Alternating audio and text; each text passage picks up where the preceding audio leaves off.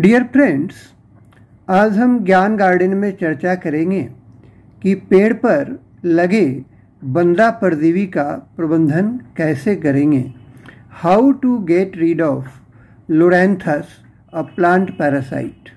Okay, आपने देखा होगा आम पर, सपोटा पर, नारंगी पर, कटहल पर और कोकोआ भी जहाँ लगाया जाता है उस पे इस तरह के हो सकता है। और भी पेड़ों पे आपने देखा होगा कि बिल्कुल उस पेड़ से अलग ही उसके डाली में एक और पौधा जो है वो उगा हुआ दिखता है और बड़ी खूबसूरत इसमें फूल भी आ जाता है।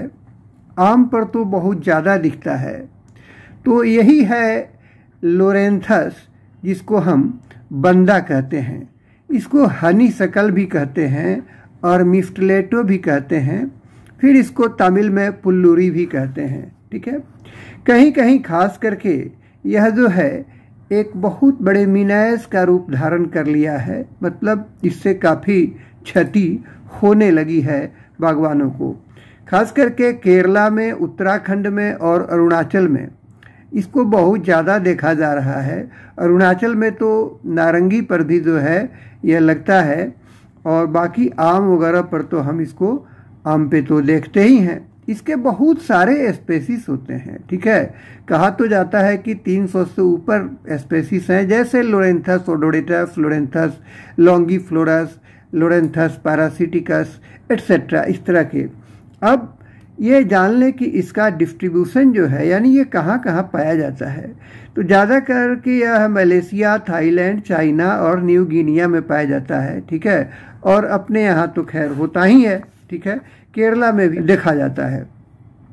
इसका पत्ता आपने महसूस किया होगा, देखा होगा, ठीक है, कि थोड़ा मोटा होता है, गद्दीदार होता है और इस पे बड़ी खूबसूरत फूल आते हैं। ठीक है, पेड़ पर ये जहाँ तहाँ जो है लटका रहता है और जहाँ ये पेड़ के, ठीक है, मुख्य पेड़ के, ठीक है, जिससे ये अपना रस प्राप्त करता है, ठीक है, भोजन प्राप्त करता है, ठीक है, कुछ खनिज वगैरह प्राप्त करता है, पानी प्राप्त करता है, उसमें जो है अपने जो है परजीवी के रूप में क्या करता है कि ये अपना जड़ जो है उसमें घुसा देता है। और वो जो पोर्शन है, ठीक है, जो खास करके इसको पोषण प्रदान करता है, ठीक है, वही कमज़ोर होने लगता है और जहाँ पर ये जुड़ा रहता है वहाँ लगता है कि थोड़ा फूला हुआ है पेड़ का जो है वो डाली या डंठल जो है वो फूला हुआ लगता है। ठीक है, तो यह एक सेमी पैरासिटिक पौधा है। ठीक है,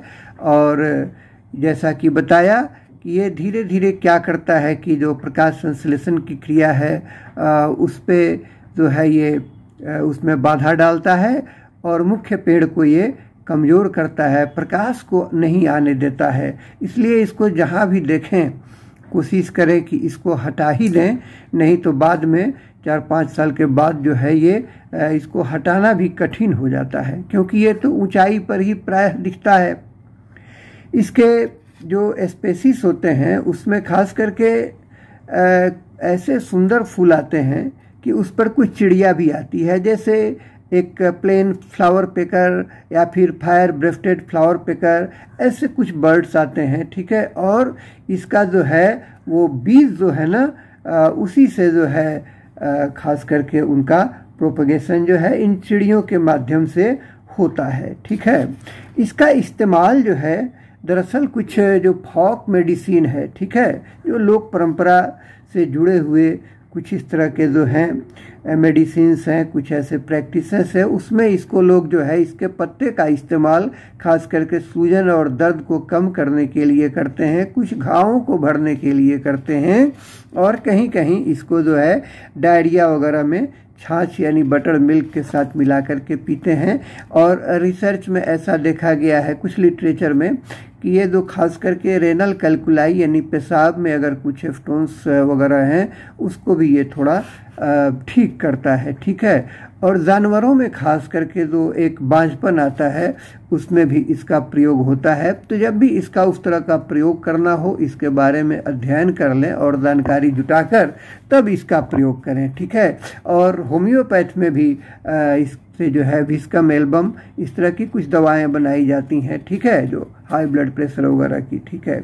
अब फॉक बिलीफ की, अगर आप लोरेंथस वाले किसी पेड़ के नीचे खड़े होते हैं तो माना जाता है कि you have to kiss that person with whom you are standing under that tree, ठीक है। अब इसका हम नियंत्रण कैसे करें, how to get rid of loranthus यानी ये बंदा का नियंत्रण कैसे करें। तो सबसे पहले आप देखें कि आजकल प्रूनिंग के लिए कुछ आधुनिक औजार आए हुए हैं, आपको बहुत पेड़ पर ज़्यादा चढ़ने की ज़रूरत नहीं है, ठीक है।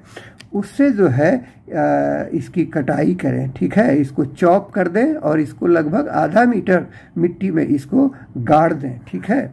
और नहीं तो ये बाद में भी नुकसान जो है कर सकता है। फिर जो है अपने बाग बगीचे को साफ रखें। अब थोड़ा केमिकल कंट्रोल की भी बात कर लेते हैं। 2,4-D 1% का अर्थ हुआ कि 1 लीटर में 10 मिलीलीटर 2,4-D, ठीक है। आपको जनरल जो फसल होते हैं उसकी तुलना में जो है यहाँ वीडिसाइड का डोज ज़्यादा लगेगा, कोई बात नहीं है, ठीक है। तो उसको आप मिला करके और पूरी तरह से ड्रेंचिंग कर दें, ठीक है, वहाँ पर जो है, ठीक है। तो ड्रेंचिंग जब आप वहाँ करेंगे तो ये जो है धीरे धीरे ख़त्म हो जाएगा। ग्लाइफोसेट का भी आपने नाम सुना होगा। 1 लीटर पानी में, ठीक है, 5 मिलीलीटर ग्लाइफोसेट घोलकर आप जो है इसको वहाँ पर ड्रेंचिंग करें, पूरा इसका छिड़काव करें, ठीक है। तब जो है यह जो है ख़त्म होगा। कुछ लोग कॉपर सल्फेट को भी और एक फेरोक्सोन आता है उसका सॉल्यूशन भी इंजेक्ट करते हैं, जो प्लांट इंजेक्टर आता है उससे, तो उससे भी यह जो है हट जाता है, धीरे धीरे ख़त्म हो जाता है। एक आपने बोर्डो मिक्सचर का नाम सुना होगा, मेरा ज्ञान गार्डन का भी बोर्डो मिक्सचर पर 1-2 वीडियो है, उसको भी देख सकते हैं। तो जब भी पेड़ की कटाई छटाई करें तो आप इस बोर्डो मिक्सचर का छिड़काव उस पर जरूर करें। यह चूना और कॉपर सल्फेट से इसको तैयार किया जाता है, ठीक है। और एक चीज़ ध्यान दें कि कटाई छटाई के समय थोड़ा चींटियों से सावधान रहें। जिस पेड़ में ये लगा है वहाँ चींटियाँ भी बहुत आती हैं। तो do subscribe this channel. Thank you.